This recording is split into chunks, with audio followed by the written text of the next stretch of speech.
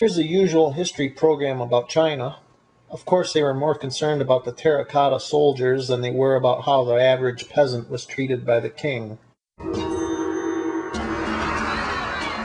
Around 800 miles south of Beijing lies the elegant ancient capital of Xi'an. Now a modern city, Xi'an is steeped in tradition. For centuries, it was the gateway to the Silk Road, the historic trade route that linked the east to the west.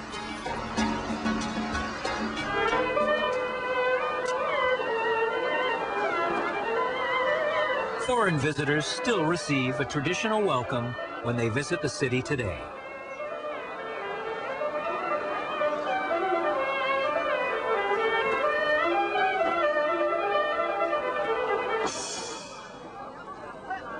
Beyond the city is one of the archaeological finds of the 20th century: the incredible Terra Cotta warriors. This was a marvel kept secret for 2,000 years until it was stumbled upon by Chinese farmers in 1974. It's one of the most spectacular archaeological finds because the story that the first emperor had his entire army buried with him was for a long time regarded legend, until one day some farmers dug in the earth and they discovered one of his heads.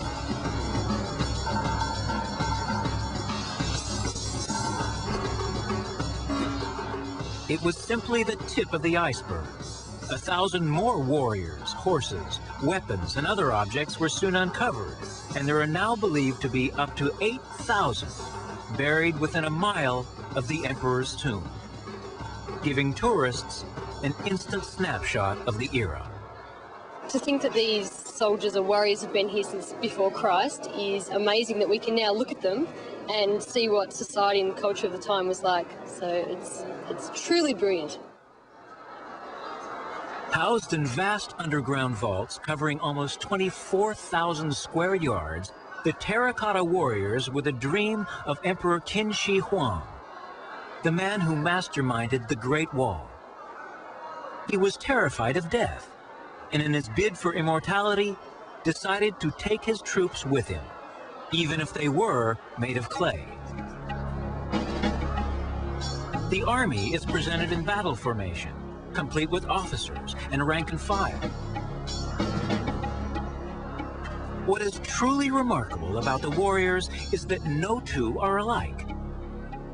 But it's the faces of the warriors which leave a lasting impression. Every single face of every single warrior is different because he actually had the molds made from the faces of his own troops. So he was actually really cared about his troops very much and wanting to bring them with him. The warrior's survival is a miracle of nature. Archaeologists believe they were housed inside an underground vault made of earth and timber, later destroyed when the tomb was burnt to the ground. The warriors seem to have been protected by the carbon residue left behind.